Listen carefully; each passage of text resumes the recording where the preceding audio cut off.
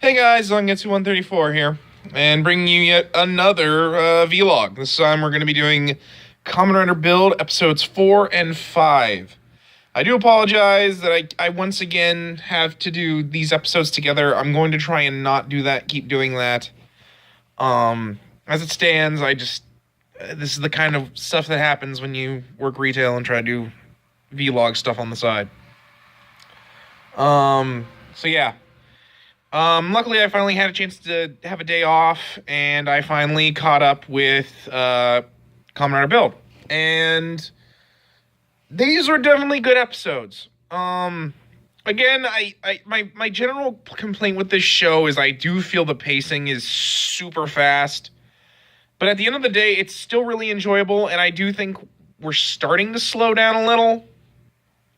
I think just a little.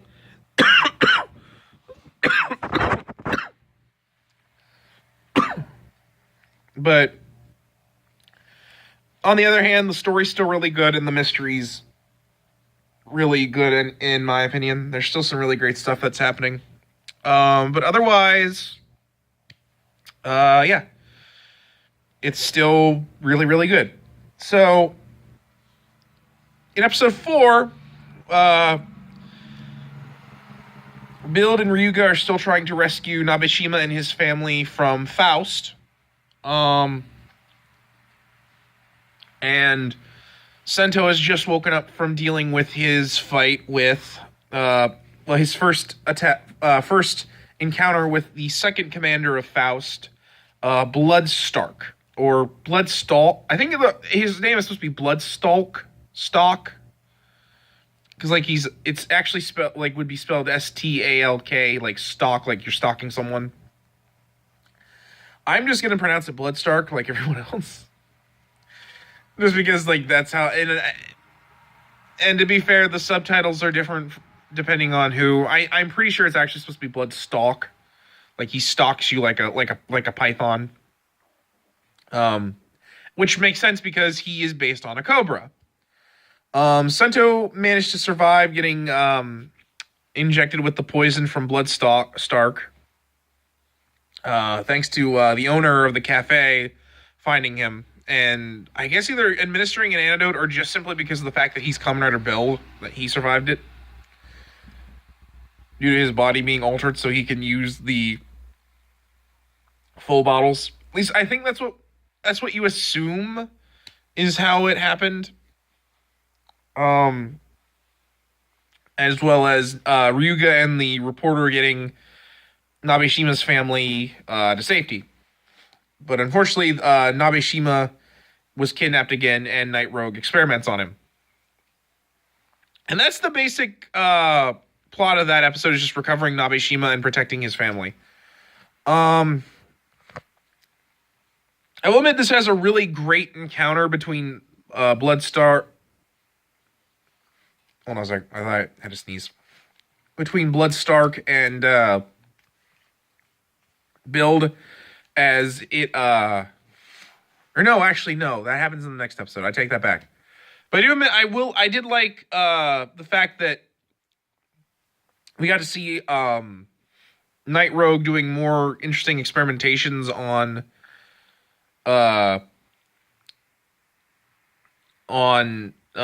humans with the power of Smash. And not only that, but also I think we also get to see we get to see more about with Bloodstark. That he seems to more, whereas Night Rogue enjoys the experimentation portion.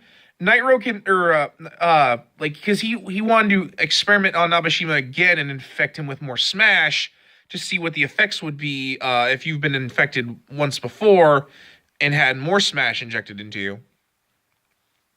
Whereas Bloodstark enjoys more of watching the experiments as they fight, and in fact enjoying the fighting battles as they go. In this one, he actually injects the Smash with something to make it grow, which forces Build to use Hot Gatling to fight the thing and stay out of its grasp by flying around. it's a decent episode, and there's a lot of fighting and battle stuff that happens throughout most of it. Also, we get to see a lot of Ryuga's desperation to try and get to Nabeshima so that he can get his name proved. But unfortunately, it fails, and once again, Ryuga's driven to desperation. And we actually get to see what kind of differentiates him and Sento at the end of the episode. And also leads into what I think will be a major factor in these early episodes, that of Ryuga trying to prove his innocence to the point of getting in trouble with the rest of Sento's group, and also causing more trouble than good. But I really like the ending, because Nabeshima has not only lost his memory about what he did to Ryuga, he lost his memory of his family. And Ryuga is forcing him to remember, because he needs someone to prove his innocence. Whereas Sento actually feels bad for the family, because he couldn't save Nabeshima's memories. You know, he was able to save Nabeshima from becoming destroyed by the Smash experiments, but he couldn't save Nabeshima's memories. But I really love how he tries to comfort Nabeshima's little daughter by saying, you know, like, he actually explains how what happened to his memories is like how this device that lights up little lights isn't working because it lost a battery, and while those memories can't come back, you'll simply have to make new ones. And he while he's talking, he makes like a little circuit that he can use to connect to the device, and it lights up the light. And I thought it was a really cute way to cheer the little girl up. That, you know, it's sad that, you know, your father doesn't know you, but that's okay. You know, he's still your dad. You'll just have to give him new memories. And so Sento and Ryuga have simply decided that, you know, if we can't prove your innocence that way, we will simply have to, we'll simply just have to, you know, expose Faust for the evil that they are doing and move on. And while all this is happening, we're finally going to, we finally get that Sento realizes there's something about the cafe owner, which is revealed at the beginning of the next episode. That he was the astronaut that brought Pandora's box to Earth, and is also the one who caused the Skywall incident. I will admit that this is one of my problems with the pacing, because it feels like this was going to be drawn out a lot more, and we might have more to it than just what we learn here. But it's at least a decent payoff, and gives us a reason for why the owner and his family is doing all this. And maybe they just felt that, you know, there's no point in constantly hiding what the owner's up to, because after a while, those kind of mysteries get really ridiculous after a while if you drag them out too much. Trust me, I know a lot of Kamen Rider shows that did that, like the I like the Virgo arc in Forza. There's other Kamen Rider series that has done stuff like this, and it's ridiculous. The fact that Board was secretly evil in Kamen Rider Blade. I always was like, well, that's a no duh. But anyway, so we find out that the panel that Sento and the owner have been using to find best matches was actually one of the panels that was broken off of Pandora's box during the Skywall incident. And both them and Faust have one of these panels and are trying to discover all 10 best matches, which we will see as the series progresses, and obviously Build will be the one to get them. I'm guessing that in doing so, this is a way to solve the Pandora's box somehow. my guess probably will be that it will lead to Build getting either his final ability or an upgrade form for him that like of some sort, because according to this, what I've seen of the Build toy itself, there is an open cavity on the back of it that obviously is there for like an upgrade of some sort. My guess will be that whatever's in the Pandora's box will go there. But yeah, and so basically, Sento's he found Sento and didn't tell him all this, basically because he did not want Sento to doubt him, what his motives are, and he needed him to become Kamen Rider Build. Also, we find out that his daughter, the one who purifies full bottles so that they can be used in the Build driver, was also experimented on by Faust, and that's how she's able to do so via Sento's machine. And so, yeah, so basically they find all this out, and Sento's like, that kind of sucks that you didn't tell me this up front, but I get why you also didn't tell me up front. It's kind of, but, you know, you're still a pretty decent dude, and, you know, you've taken care of me, so, you know, I'm down. You know, no more secrets. You had good reasons for keeping the secrets. We'll move on. And, which is surprising for me, because usually a main character Kamen Rider finds out that his friends have been hiding secrets from him. They usually, like, have this huge moment of doubt and, you know, breakdown.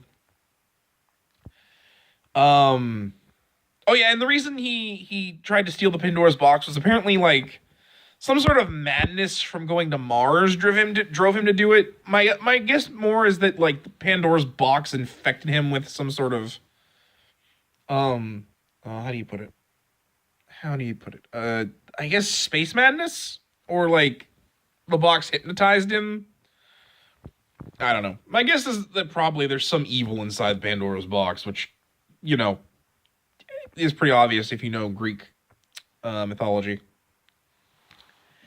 Anyway, so the next part of the episode involves the fact that the reporter has found someone that's tied to Sento's life. And we actually get a little backstory of how exactly Sento ended up getting used in experiments for Faust. We find out that Sento was originally a rocker named, I think, Sato Taro, which I think is a joke, but it's a Japanese joke, and I didn't really get it.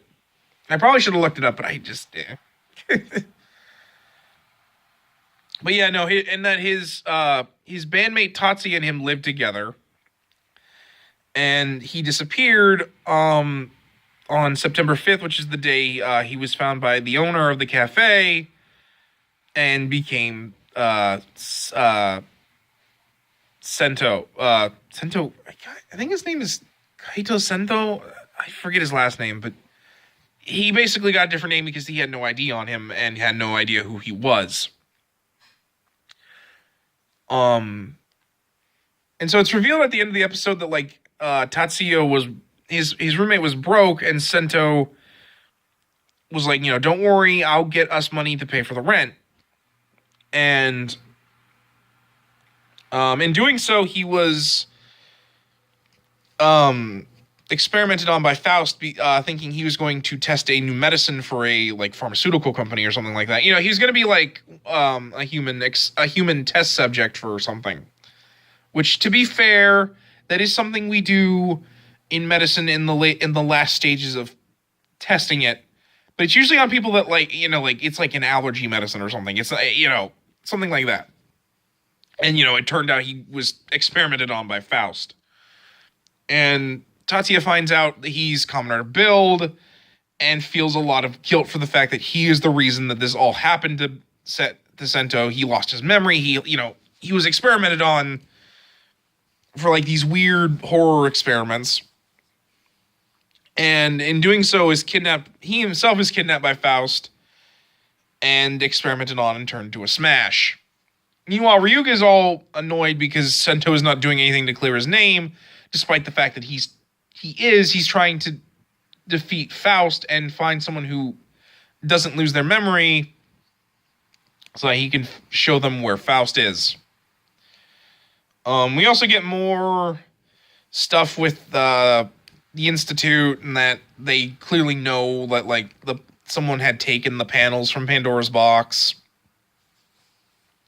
and that they're clearly covering stuff up, mostly for the fact that the other two thirds of Japan want the box for the power inside it, and if they found out that panels were missing, they might try to steal them so that they can use them to get the power from Pandora's box. We also see that Faust can hotwire the robot guards of the Institute and use them for their own nefarious purposes. Mostly in the fact that I think Bloodstar can just force the front panels to rip off, and that causes them to go nuts and work for Faust. We get more fights with Sento and Bloodstark as well. In fact, Bloodstark is able to block and hold Build's Rabbit Tank moonsault kick. And is able to just knock it away like nothing. Until later when Sento is really ticked off and it somehow actually enhances the amount of energy and force slightly, because Bloodstark says that his kick is a hazard level 2 or 3. And then later when he breaks, Build breaks Sento, Bloodstark's arm, he's like, wow, you actually managed to increase the output with your rage to about 3.7 hazard level. Which I think is going to be shown more in the next episode. In fact, I think that's going to be, most of the premise for episode 6. And as well as that, we get introduced to Build's newest form, which is, I think, the third best match he's had. Yeah, this will be best match, or no, actually, this is best match number 4 of 10. That of Nin Nin Comic. It's actually really cool, and I love the sword. Basically, all of his abilities come from the fact that the sword is a mixture of ninja abilities and comic panels. The sword itself is a bunch of comic panels, and each one has a different ninjutsu ability. The first one is the ability to turn himself into, or is known as the Avatar, which allows him to create copies of himself. And then the next one is Fire, which allows him to, I think, light himself and the blade on fire, which is what he uses to defeat Tatsuya.